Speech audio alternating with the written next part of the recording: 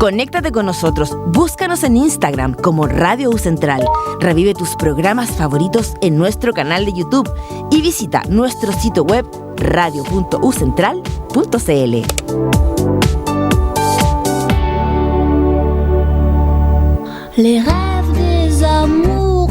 Radio U Central y radio.ucentral.cl presenta Sabores y Saberes, un programa que explora el fascinante mundo de la alimentación y la gastronomía desde múltiples perspectivas. Conducen la doctora en psicología María Teresa del Río y la doctora en ciencias de ingeniería de los alimentos Loreto Muñoz.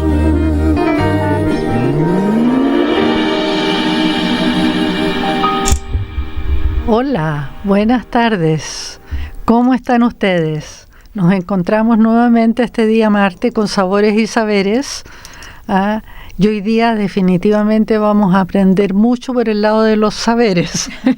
Sí, así es. Porque tenemos una invitada de lujo que Loreto va a presentar. Yo voy a presentar. Hoy día tenemos a la doctora Denise Oyarzún. Ella es de nuestra casa de estudio, es doctora en Psicología y Salud y Calidad de Vida de la Universidad de Girona, en España. También es doctora en Psicología de la Pontificia Universidad Católica de Valparaíso. Tiene un magíster en Psicología y además es psicóloga. No podría ser otra cosa. Hoy queremos compartir con ellas varias cosas, pero principalmente hacernos la pregunta de que ¿puede la comida influir en la felicidad de un niño?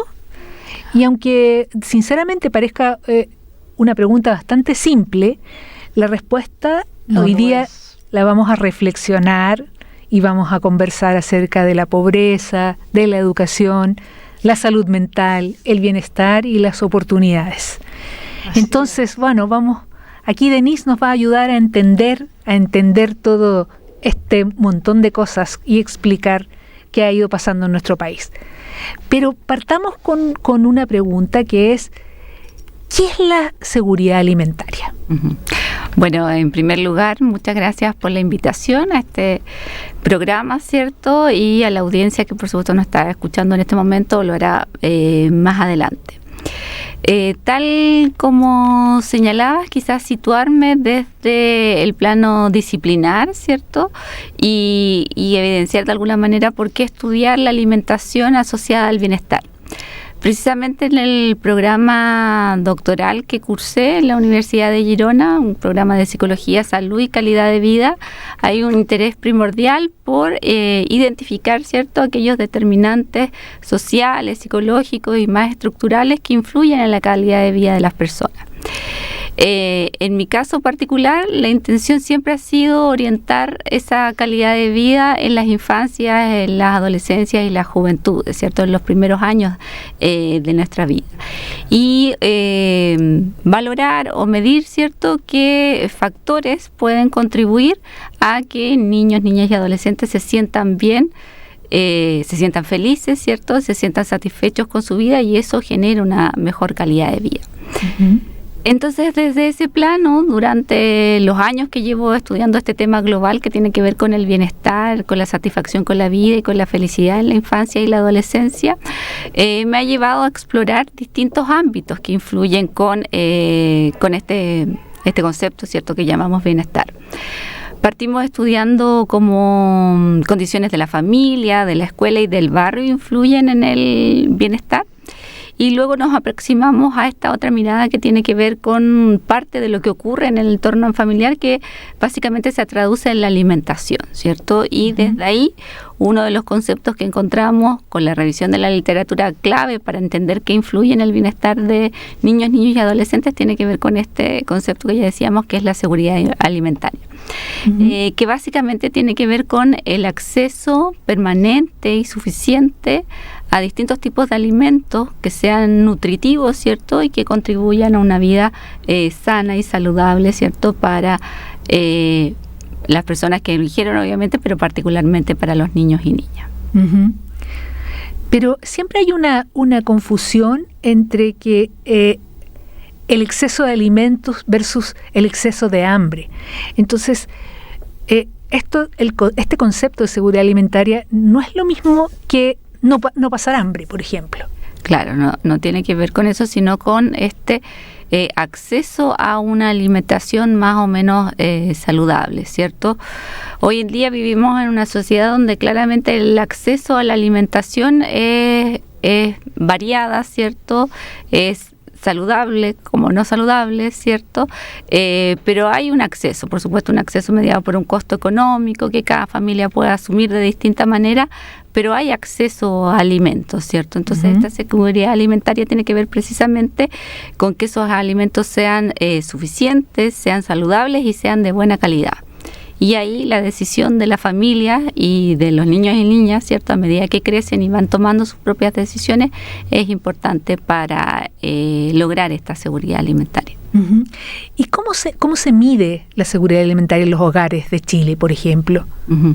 Bueno, nosotros lo que utilizamos, lo que hicimos en realidad en este estudio fue utilizar una escala que mide la seguridad alimentaria, que fue desarrollada por la FAO, ¿cierto? Pero estaba dirigida principalmente a la familia, ¿cierto? A que el jefe o jefa del hogar, ¿cierto?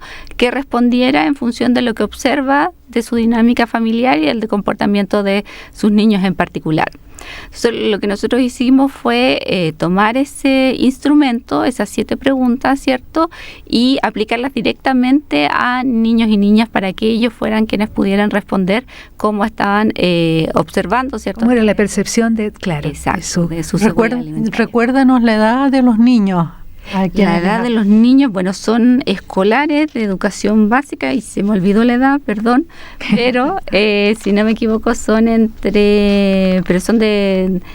rango de educación básica. Ya. Déjame ver que se me olvidó. No importa, seguramente suficientemente grandecitos como para que... Hasta como 11 años me parece que eran. Sí.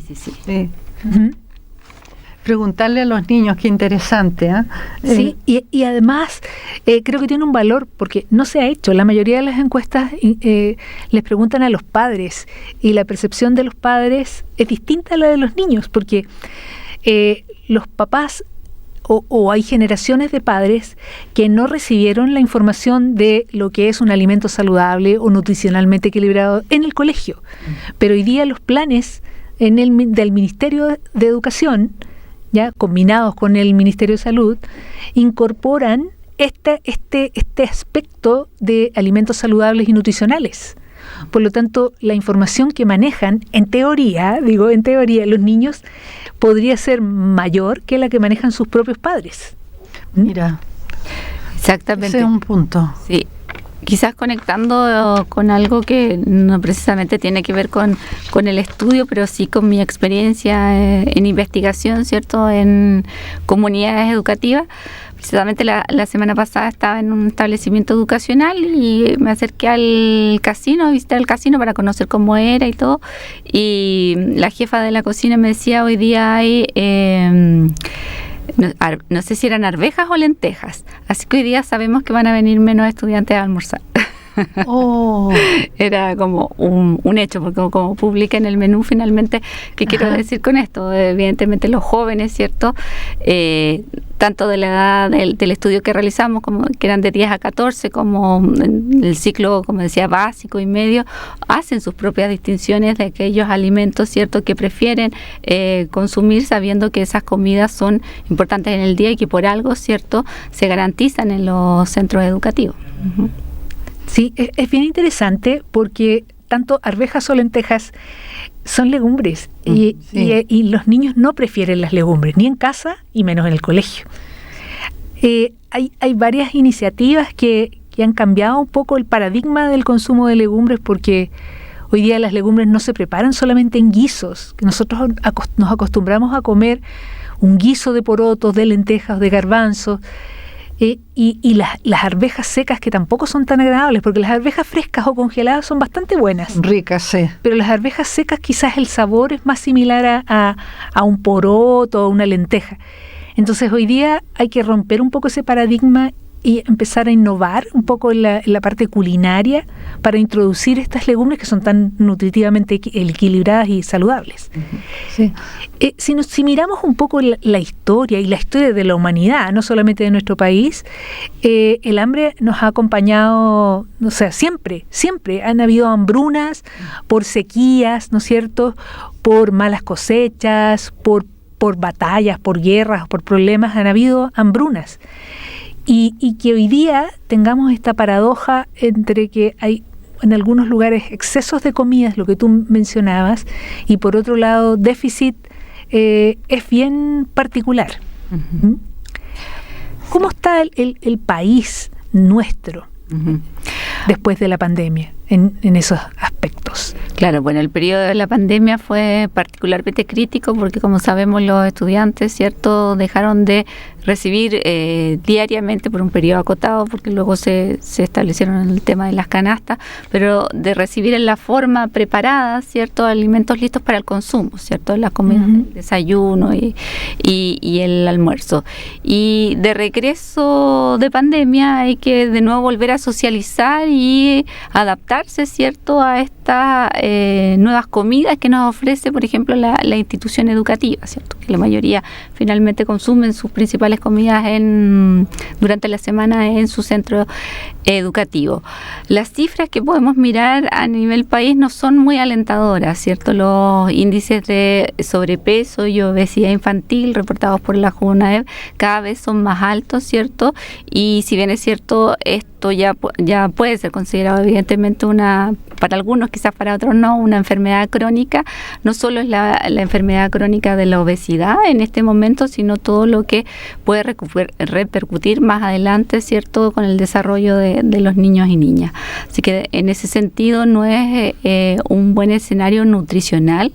Esa nutrición también se asocia, por supuesto, a la salud mental, y entonces yo diría que es bien compleja la situación, a pesar, ¿cierto?, de que, como decíamos, el entorno educativo pueda proveer de alimentos saludables, suficientes, ¿cierto?, para que un niño, un niña, un adolescente se nutra bien durante esta etapa del desarrollo.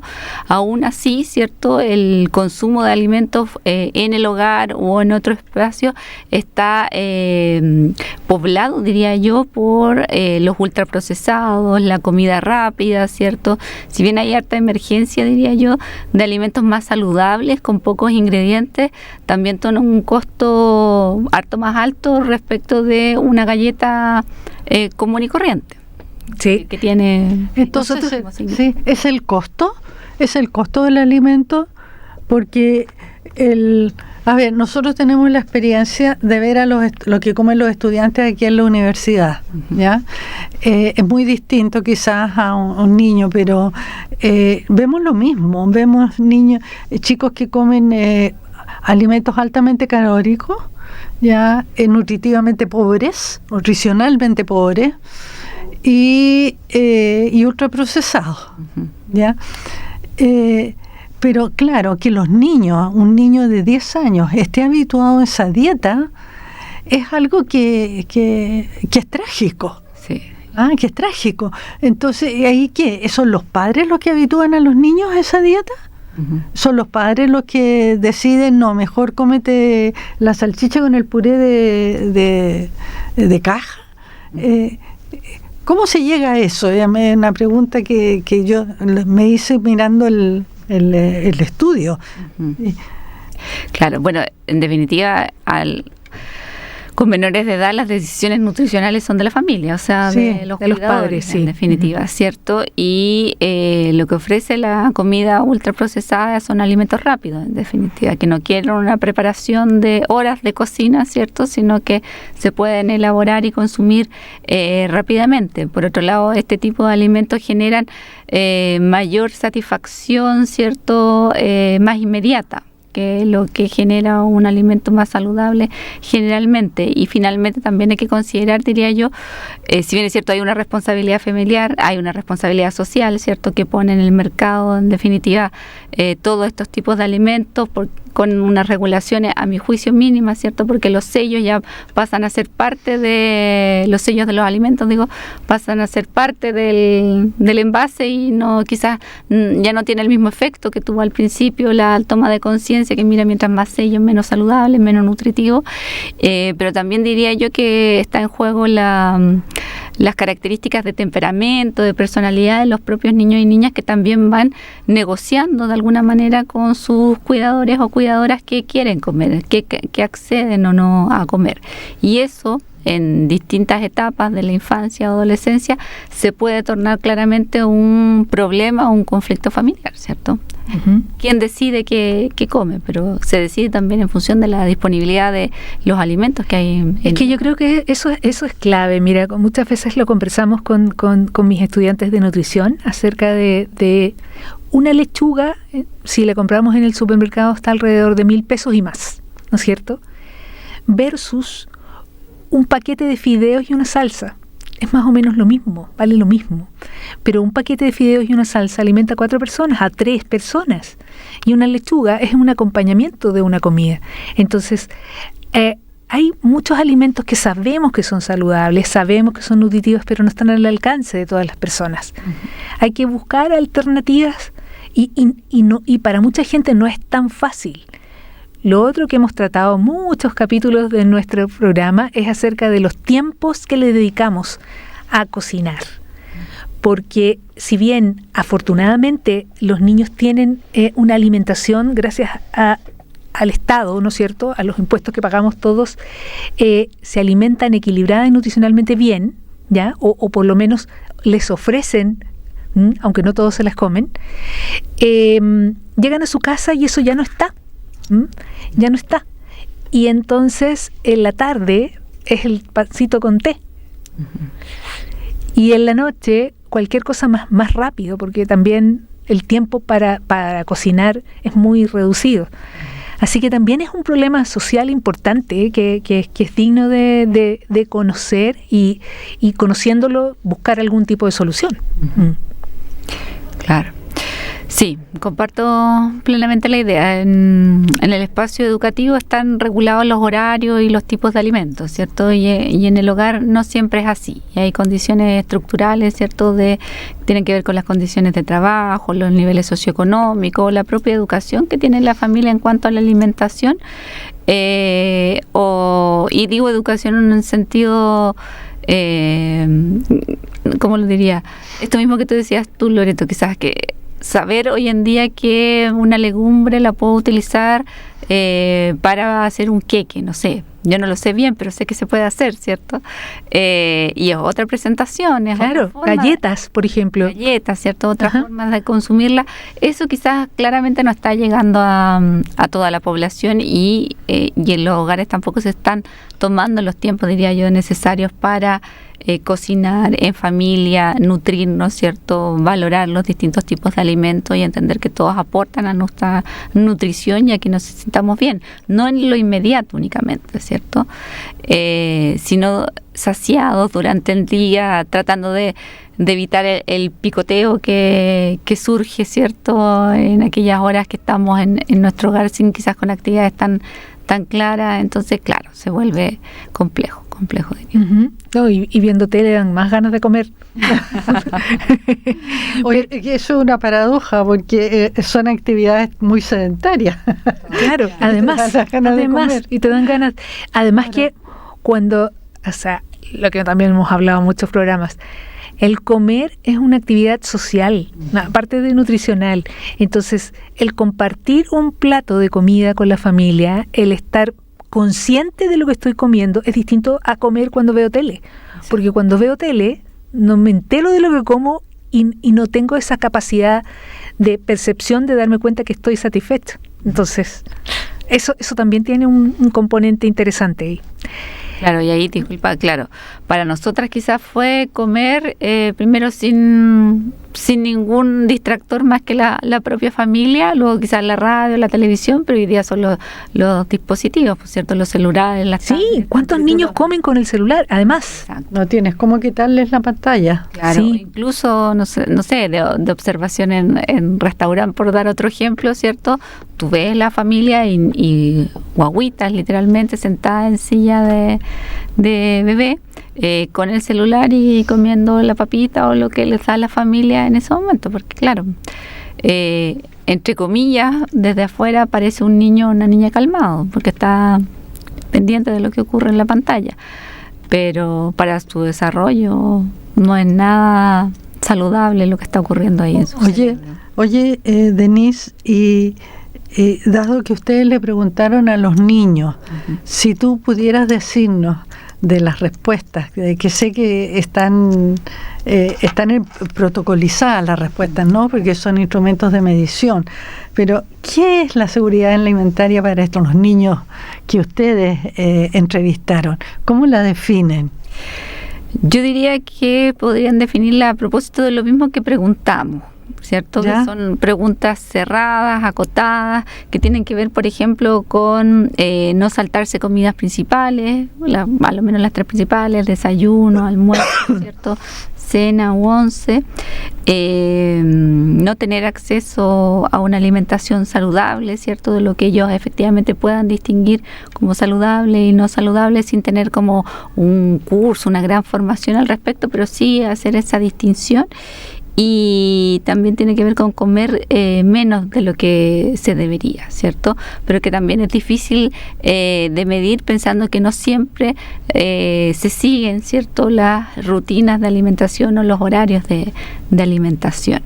Ahora, eso diría yo, estos niños y niñas que participaron de esta investigación lo pueden entender y lo pueden asociar a propósito de las mismas preguntas que se hacen, pero obviamente si abrimos la conversación a un espacio más, valga la redundancia, abierto, preguntándoles más directamente, probablemente aparecen otras cuestiones que no fueron preguntadas, ¿cierto?, en esta escala que básicamente integra 7 ítems o 7 preguntas cerradas que son claves para comprender esta seguridad alimentaria. Claro.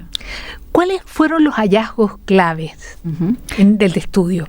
Bueno, nosotros encontramos es un estudio cuantitativo, ¿cierto? Ajá. Participaron más de 900 estudiantes entre 10 y 14 años que pertenecían al programa Familias del FOSIS, que es un programa de gobierno que apunta a familias en situación de vulnerabilidad de la región metropolitana.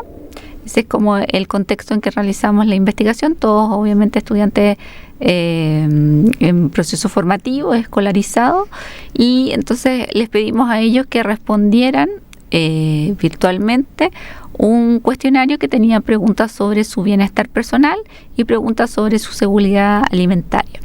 Y lo que hicimos luego fue determinar la relación entre ambos, ¿cierto?, entre bienestar y seguridad alimentaria, y lo que encontramos fue una asociación positiva, estadísticamente significativa, pero de moderada magnitud, ¿cierto?, un 0 punto y algo. O sea que hay relación, pero no es una relación tan fuerte en términos estadísticos. Y lo otro que encontramos fue que algunos ítems, algunas preguntas sobre seguridad alimentaria predecían el bienestar, ¿cierto?, en un 17% aproximadamente. Eso, claro, uno dice de un 100% no es mucho, pero en general en investigaciones en ciencias sociales se valora también, porque hay muchas otras variables intervinientes que no estamos midiendo, ¿cierto?, porque es un estudio no experimental, que pueden estar influyendo en esta relación causal que indagamos con el estudio, pero que además es una relación causal entre comillas, porque es un estudio transversal que se hace en la medición en un único periodo de tiempo, ¿cierto? No es longitudinal que pudiese confirmar esa relación causal. Y en ese sentido, particularmente lo que encontramos, que estos predictores más específicos, ¿cierto?, de la seguridad alimentaria desde la experiencia de los niños tenían que ver con en su bienestar, ¿cierto?, con saltarse comidas principales, como había dicho antes, no tener acceso a una alimentación saludable y comer menos de lo que se debería. Y en ese sentido eso también nos permite hipotetizar, ¿cierto?, que las experiencias de hambre extrema no son disruptores, en definitiva, de la rutina o la conducta alimentaria. Uh-huh. Es interesante porque sabemos que el desayuno es una de las comidas importantes del día. Entonces, si un niño va sin desayuno, sin nada en su guatita al colegio, es difícil concentrarse, es difícil poner atención y estar atento a lo que está pasando el profesor adelante. Uh-huh. Entonces, claro, saltarse el desayuno o saltarse alguna comida del día es un tema importante. A las horas de las comidas normales te da hambre y te dan ganas de comer. Entonces, ¿cómo se maneja eso si estás atendiendo en una clase? Uh-huh. Entonces, son temas que de verdad que sí importan. Claro, ahí de hecho la revisión de estudios previos, ¿cierto? Antes de hacer nuestro propio estudio, encontramos también evidencias de otras investigaciones internacionales de esta relación a la que tú apuntas, ¿cierto? Uh-huh. La seguridad alimentaria relacionada evidentemente con el rendimiento académico, la concentración, la atención, ¿sí? Eso se ha documentado también. Uh-huh. Y el bienestar emocional. Claro, y es algo que un profesor, una profesora también lo puede evidenciar en su aula, ¿cierto? En las primeras horas de clase de un niño que llegó sin comer esta primera comida del día, va a estar más somnoliento, no va a prestar atención, va a estar pendiente a la hora del primer recreo, quizás para tener una colación, sí, ¿cierto? Para comer algo, claro. Es duro, ¿ah? Sí. Es complejo, es complejo. Duro. Y eso pasa con cualquiera de las comidas que uno que se salte. Pero a través de los programas hemos ido conversando acerca de la relación entre la alimentación y el bienestar, ¿ya? Porque hay alimentos que sí nos producen mayor bienestar que otros. Entonces, para los niños eso funciona igual que para los adultos, que hay alimentos que de alguna manera gatillan algunos componentes químicos que llegan al cerebro y que me hacen se produce un bienestar, uno se siente mucho mejor. Uh-huh. Y obviamente, como dice el dicho, valga la redundancia, guatita llena, corazón contento. Uh-huh. Entonces también eso es algo que se puede conversar. ¿Tuvieron hallazgos, aparte de los que mencionaste, algunas cosas nuevas o que pudieron inducir en base al estudio?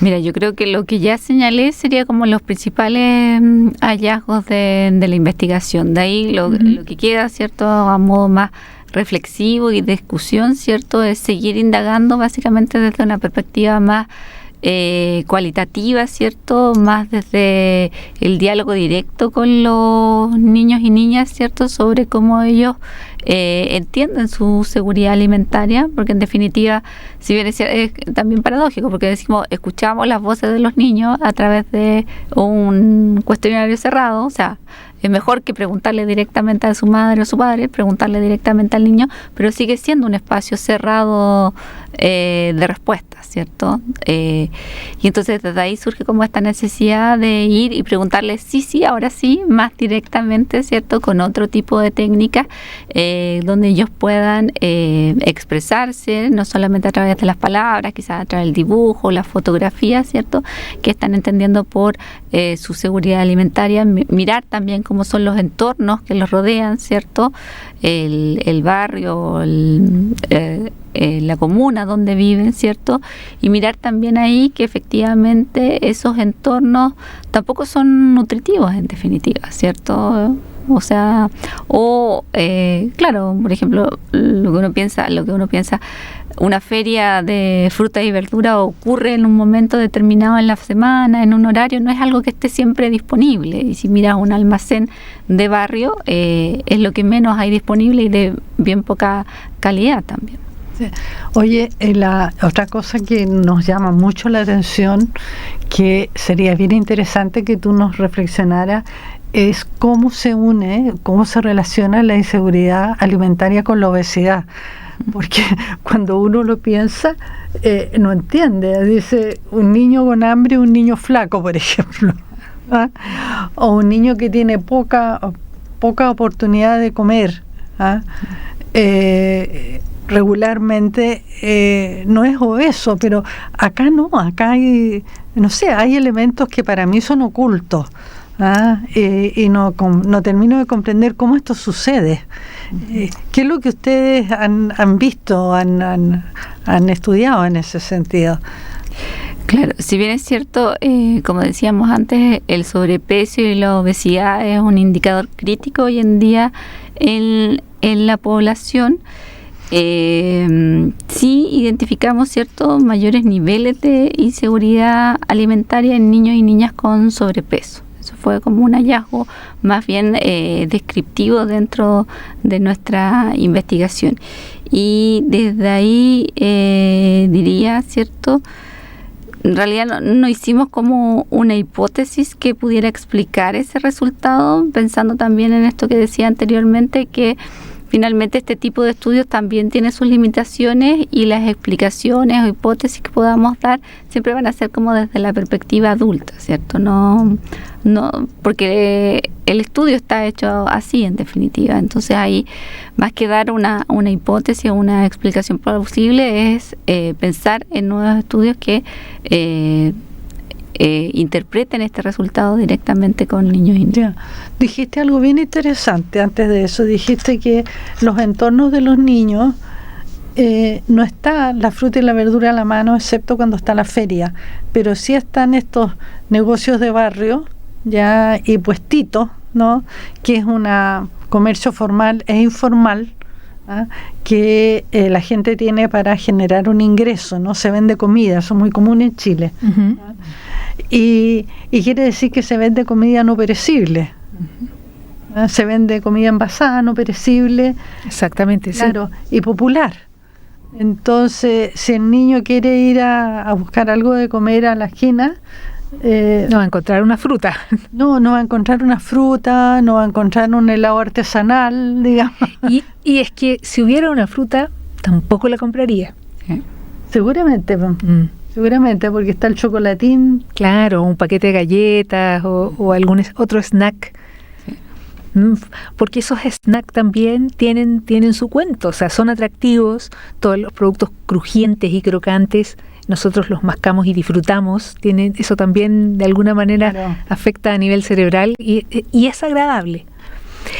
Yo tengo una pregunta, ¿por qué decidieron trabajar directamente con los niños? Uh-huh. Claro, bueno, tiene que ver con que llevamos, ¿cierto? Hoy digo llevamos, ¿cierto? Porque yo soy coautora de esta investigación y el investigador principal y la otra investigadora, en su conjunto todos llevamos hartos años estudiando el bienestar en infancia y adolescencia. Y como decía al principio, estudiar el bienestar en infancia y adolescencia ha tenido que ver con preguntarle directamente a niños, niñas y adolescentes sobre qué significa su bienestar, utilizando ciertas técnicas tanto cuantitativas de cuestionario como cualitativas de entrevista u otra cosa. Y lo que revisamos, ¿cierto?, en estudios previos es que sobre alimentación y sobre seguridad alimentaria se estaba consultando principalmente a las familias, ¿cierto?, a los cuidadores y cuidadoras. Sí. Y que en rigor no había ningún instrumento que consultara directamente a niños y niñas. Entonces, tomamos este instrumento de la FAO, que tenía un módulo especial para que madres y padres reportaran su observación, ¿cierto?, respecto de la seguridad alimentaria de sus hijos o hijas en estos ítems, y los probamos, ¿cierto?, en un pilotaje con niños y niñas y nos dimos cuenta de que funcionaban bien para estas edades, ¿cierto?, entre 10 y 14, que podían comprender la pregunta, el tipo de respuesta, y decidimos incluirla en el cuestionario, ¿cierto?, haciendo también todo el proceso de psicométrico, de identificar las evidencias de validez, ¿cierto?, para poder decir, ¿cierto?, en la publicación que efectivamente es un instrumento válido y confiable que puede ser utilizado con niños y niñas de estas edades. Uh-huh. Y creo que es bien valioso porque muchas veces nosotros creemos o pensamos que sabemos cómo se sienten nuestros niños, nuestros propios hijos, y a veces no es tan así. O sea, me parece súper válido que hayan preguntado a la fuente, uh-huh, no a través de intermediarios. Entonces, y en el futuro, ¿piensan también hacerlo con los padres o los cuidadores de manera de complementar o de cruzar? A ver si las respuestas son, las percepciones son iguales o opuestas, no sabemos. Claro, ese es el escenario ideal, yo diría, de cualquier investigación, independiente del tema de que se aborde, ¿cierto? Poder integrar perspectivas de todos los actores involucrados en una temática, ¿cierto? Y en una familia, evidentemente, son madre, padre o cuidadores y los hijos o hijas. Pero para nosotros, ¿cierto? Pensando que seguimos trabajando este tema, nuestro foco actual siguen siendo los niños y niñas, desde una perspectiva más cualitativa, y apuntando también a niños y niñas en situación de vulnerabilidad, o sea que formen parte de programas sociales como de seguridad y oportunidades de FOSI, y básicamente ir a mirar directamente con ellos sus propios entornos, ¿cierto? El lugar donde viven, ¿cierto? Y cómo recorrer este entorno y ver cómo están presentes los alimentos y qué tipo de alimentos, ¿cierto? Que influyen además, ¿cierto? Por supuesto, en su percepción de seguridad alimentaria. En eso estamos en rigor ahora, no avanzando hacia la perspectiva del cuidador o cuidadora, pero claramente es relevante tener como el panorama completo, en definitiva. Y ahí, ¿cómo la alimentación puede influir en el bienestar de los niños? Bueno, influye porque la alimentación también es un derecho humano, es un ámbito clave de la vida de niños y niñas y de todas las personas, ¿cierto? Sin alimentación podemos dejar de existir, y es algo que influye, como decimos, lo mostramos como influye aquí de manera moderada pero significativa, pero si lo miramos desde el punto de vista vital, es una acción que está presente, diría yo, no solo en 3 o 4 momentos claves del día, sino que está presente en el cotidiano, obviamente, de todas las familias, insisto, no solo en estos momentos, y que también está muy asociado a la forma de vincularme con mis seres queridos, por decirlo de alguna manera. Yo creo que la mayoría de las personas tenemos recuerdos de nuestra infancia o de nuestra vida actual donde asociamos alimentos con afectos, ¿cierto? Sí, absolutamente. O quizás en esta vida laboral, ¿cierto? Celebrar el logro de, no sé, en nuestro ámbito, ¿cierto? De un proyecto, de una publicación, también se asocia con un espacio de compartir alimentos, salir a no sé, a almorzar, a tomarse algo, ¿cierto? Y mantener esa vinculación cotidiana entre alimentación y bienestar, en definitiva, sentirnos bien, ¿cierto? Tanto cognitiva como emocionalmente. Hay algo sobre los alimentos que yo creo que tú vas a estar de acuerdo, y es que estructura el día del niño. Sí. ¿Ah? Entonces, los niños, no sé, pienso en mi propia niñez, donde yo felizmente comía comida casera rica, fui una privilegiada, y teníamos las comidas, digamos, y mi mamá era profesora normalista, entonces las cosas se hacían como se debían hacer. Y entonces teníamos horarios de once, horarios de comida, horarios para dormir, etcétera. Y la vida cotidiana se vivía alrededor de una estructura básica que tenía que ver con las comidas. Sí. Todo giraba en torno a las comidas. Claro, entonces tú tenías que, antes de comer en la noche, había que tener hechas las tareas, por ejemplo. Claro, o si tú ibas a descansar, bueno, hasta las 11. Usted descansa hasta las 11 del colegio, pero después que toma 11 hace tareas hasta la hora de comer. Entonces, claro, esas rutinas de alimentación le dan un ritmo a los niños. Claro. ¿Ah? Y claro, ahí está también la disciplina de los padres de mantener más o menos un ritmo adecuado, o sea, de darles, por ejemplo, su once a los niños dentro de cierto horario, no hacerlos esperar, etcétera, porque eso influye en cómo los niños emplean su tiempo. ¿Ah? Claro, sí, no, completamente de acuerdo, pero claro, como diríamos, con la vida moderna, la la vida laboral, el exceso de trabajo quizás, yo creo que eso se va perdiendo también. O sea, no en todas las familias, obviamente, pero se va perdiendo. Lo que decíamos antes, pues en el colegio quizás sí tienen muy bien estructurados sus horarios de alimentación, pero fuera de la jornada escolar ya no tienen tanto esa estructura. Tú dices porque los dos padres deben trabajar. Claro. Sí.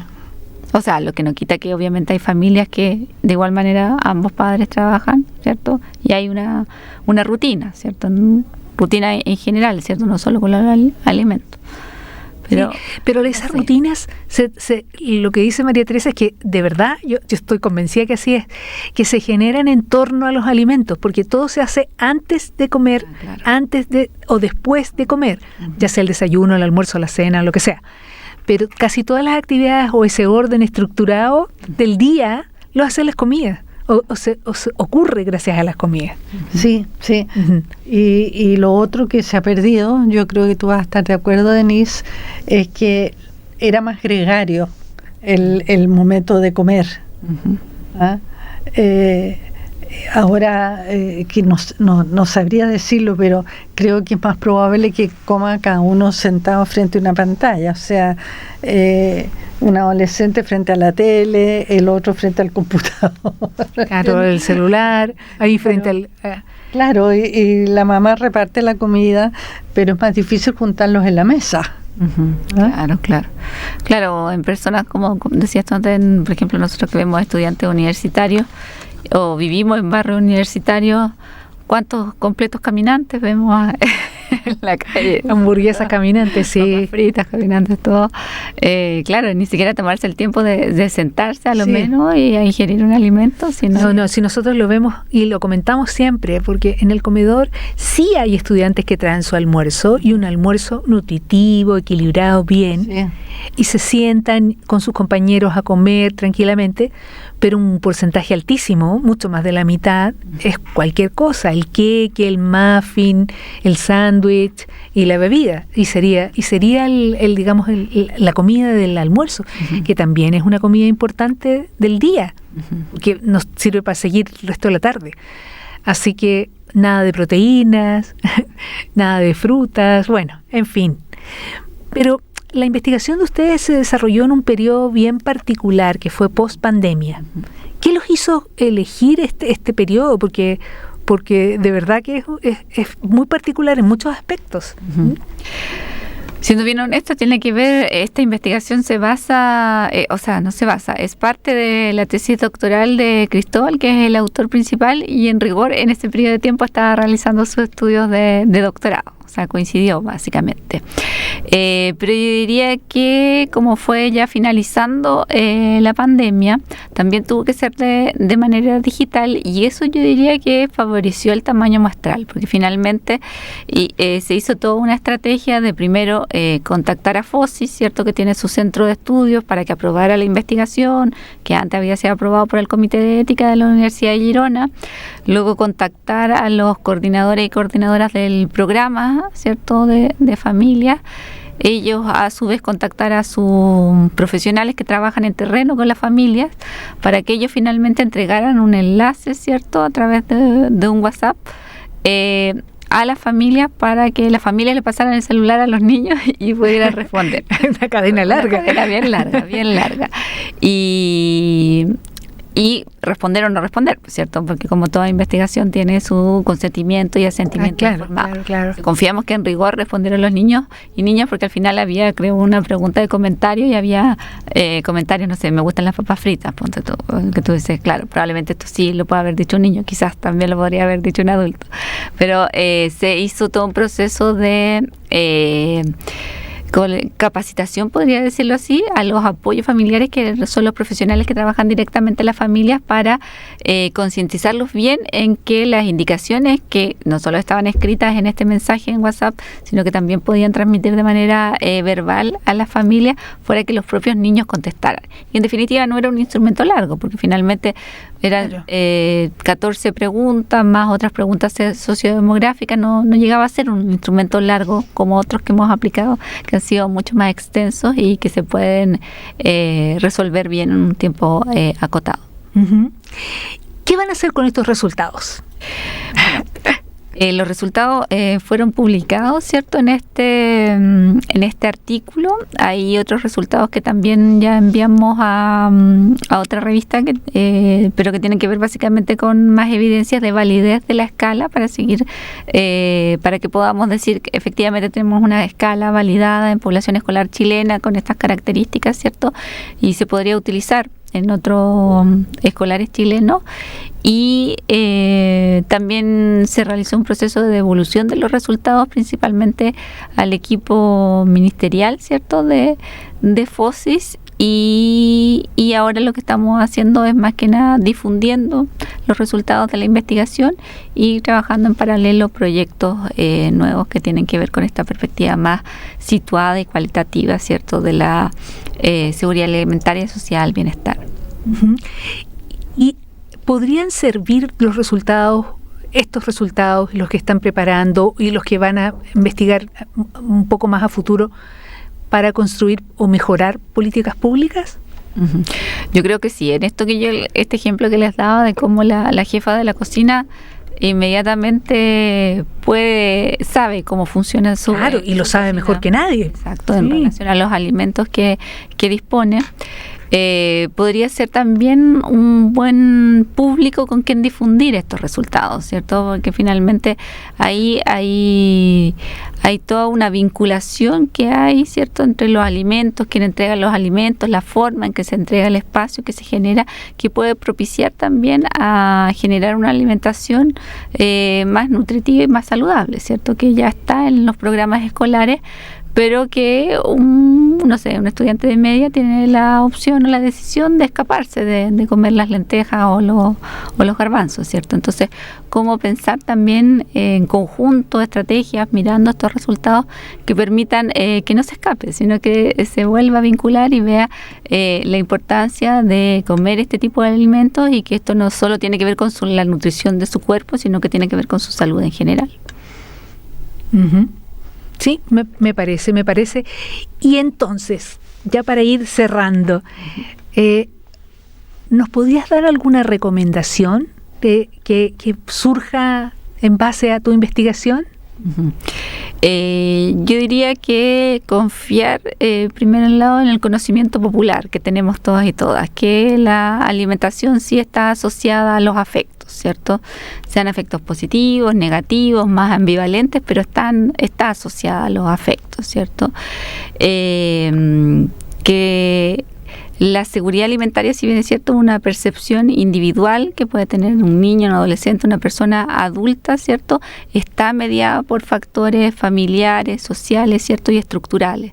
Entonces no es suficiente solo mirar lo que tenemos en el refrigerador y en la despensa, sino que también mirar lo que hay disponible en nuestros entornos, y que las decisiones que tomamos en relación a lo que consumimos afectan nuestra salud en general, ¿cierto?, y nuestro estado de mayor o menor bienestar. Uh-huh. Y que en la medida de lo posible esas decisiones alimentarias sean tomadas como en conjunto en la familia, ¿cierto? No se trata de hacer que, no sé, un niño o una niña de 5 años decida que quiere comer, sino que en conjunto en la familia se pueda tomar esa decisión en los tiempos que pasan juntos. Uh-huh. Sí, a mí me gustaría que hubiese alguna entrega de información. No conozco la vía, pero me gustaría que los niños lograran entender en su casi totalidad por qué no tienen que comer algunas cosas, y que por qué sí tienen que comer algunas cosas. Y conscientes de eso, tanto los niños como los padres, de alguna manera promover al consumo de las cosas buenas nutricionalmente, que no siempre son las más ricas. Exacto. Pero comer consciente, de manera de que saber que lo que me introduzco a la boca me va a estar provocando algo bueno, no malo. ¿Mm? Sí, es fácil. Bien. Estaríamos cerrando.